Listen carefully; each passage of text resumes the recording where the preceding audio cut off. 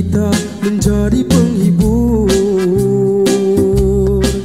penghibur manusia yang berbagai bangsa, yang bermacam peringkat mereka. Moga-moga Allah Ta'ala menghiburkan kita di syurga. Marilah kita jadi penghibur, menggembirakan manusia. Dunia ini marilah kita menjadi penghibur, menghibur manusia yang berbagai bangsa dan bermacam peringkat mereka.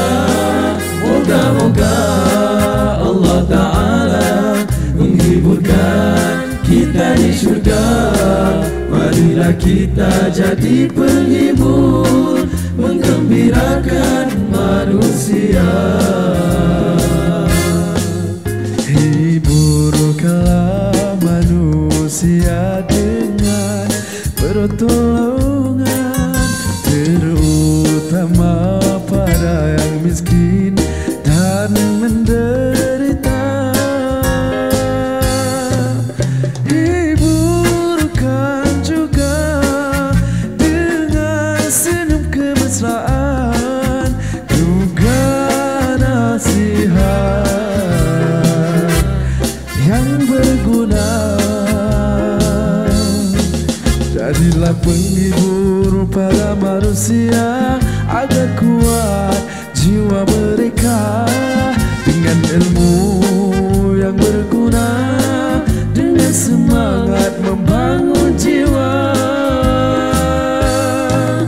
Ziarahi mereka, membawa buah tangan di waktu mereka sakit.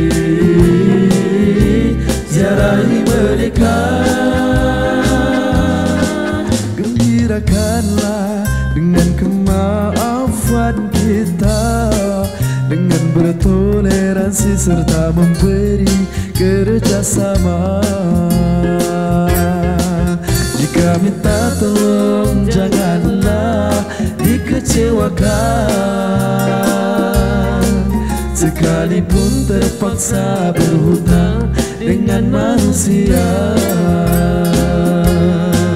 Siapa menjadi penghibur kepada manusia, Allah Ta'ala akan menghiburkan mereka di dalam syurga.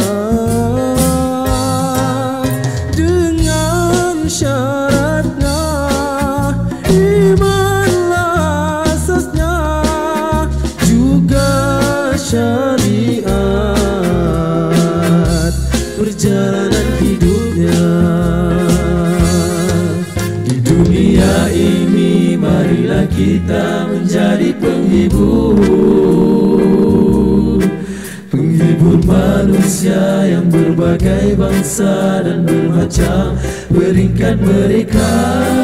Moga-moga Allah Ta'ala menghiburkan kita di syurga.